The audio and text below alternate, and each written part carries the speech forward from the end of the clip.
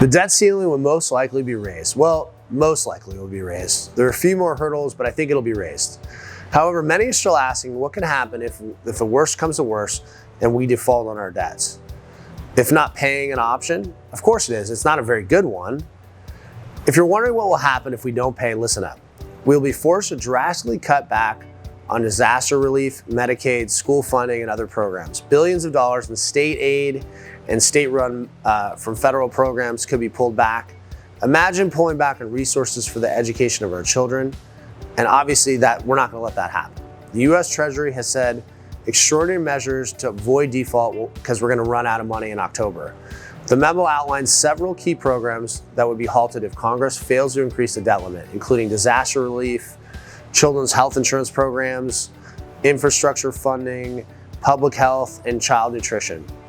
The memo also warned that hitting the debt ceiling could cause a recession.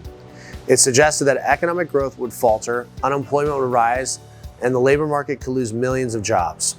Cities and states could experience a double whammy: falling revenues and no federal aid as long as Congress refuses to raise or suspend the debt limit. This means that this critical state services would be at risk for budget cuts, education, reform, pensions. So yes, I want a resolution because we can't afford to help any of these situations happen. However, we all know we can't control this part of our financial system and the government. The officials are going to do what they want to do. That's why we have to just focus on ourselves and making sure that we're protected for it. So as our debt hits 29 trillion and it continues to rise, we'll continue to raise our debt limit. We'll continue to kick the can down the street. And so you want to be protected with inflation-proof assets like gold and silver. So check us out. If you want to learn more, give us a call at 877-646-5347 or check out noblegoldinvestments.com.